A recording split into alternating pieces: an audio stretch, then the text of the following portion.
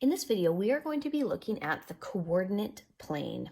Now, the most important thing that you'll remember or detail that you need to know about the coordinate plane is that when you are looking at a set of coordinates, they are referred to as an ordered pair. Ordered pair. And those ordered pair, it's very important to remember that they are in a certain order.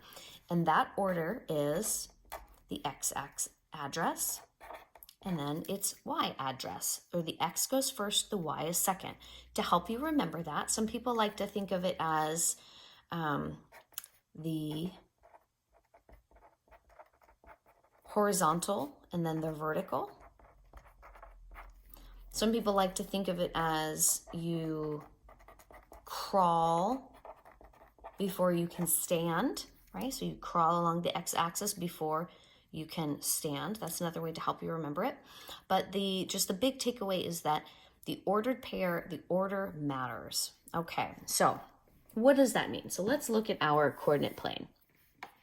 So you'll remember that the coordinate plane is basically two number lines, and they're just put perpendicular to one another. So we have the x-axis here. So here's our x, and then we have our y-axis here, and it goes up and down. And it acts as a number line where it crosses through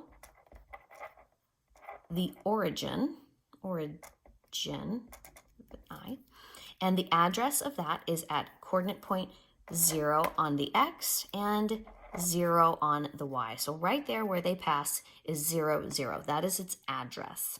Anything that's on this side of the x-axis is going to be a positive coordinate. So 1, 2, 3, 4, and 5. And everything that is on this side of the origin along the x-axis is going to be a negative value. So -1, -2, -3, -4, and -5. And likewise, along our y-axis, anything that is above the origin is going to be a positive.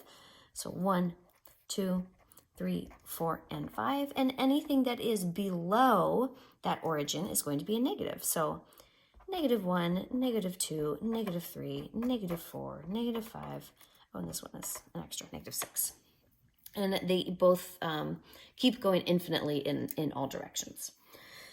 All right, so each section of the coordinate plane is referred to as a quadrant.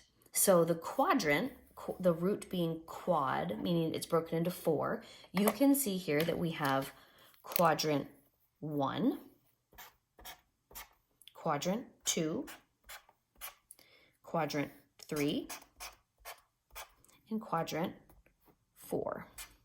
I'm just using Roman numerals so that you don't get confused with all the numbers that we have going on. And so you start in this quadrant here, and you go around in a counterclockwise direction this way. Okay, so in quadrant 1, your ordered pairs are always going to be positive, positive. So the x will be positive and the y will be positive, always, always, always. In quadrant 2, your x value, because that's the first one, is always going to be negative, and your y value is always going to be positive. In the third quadrant, your x value is always going to be negative, because you're going along this way, and your y value is always going to be negative. And then finally in the, oh, I was supposed to put that down here. Silly me. There we go. We'll have to fix that later. And then in the fourth quadrant, your x value will always be positive, and your y value will always be negative. Okay, so let's go ahead and find the address of the various points along here. Okay, so let's look at the first one, point A. Okay, there it is. It's in the first quadrant. So the clue that I have first is that I know both the values are going to be positive. And I'm going to remember that in my ordered pair, my x value always comes first. I do the horizontal or the crawling portion. So I'm going to see where it falls along the x-axis. And I have to kind of eyeball it sort of to line it up to see where it goes. Sometimes it'll be really obvious because the grid will be there for you. And sometimes it might be like this where it's sort of floating and empty and you just sort of line it up. So it looks like the x value of this point A is going to be 3. And then the y value, I'm going to go along 1, 2, the y-axis, and I see that it's at 2. So the ordered pair, or the address, the coordinates of this point A is at 3, 2. So the x-axis 3 and the y-axis 2. Let's go over to our next one, B. Now B is in the second quadrant, so I know that the x value is always going to be negative and the y value is always going to be positive. So let's look. My x value looks like it is at -3. And the y value is up 1, 2, is 2. So the address, or the ordered pair, of point B is at -3, 2. All right, let's go down to our next one, C. All right, so point C, it's in the third quadrant, and so I know the address is going to be negative, negative. So the x value is at a -3. I'll write over my little mistake there. -3, and then the y value is down 2, so -2. So the coordinates of 3 is -3, -2. And my last point is D. So D can be found here in the fourth quadrant. And so I know that the x value is going to be positive and the y value is going to be negative. So I can see it is 1, 2, 3 along the x, and then 1, 2 down. So that's -2 along the y.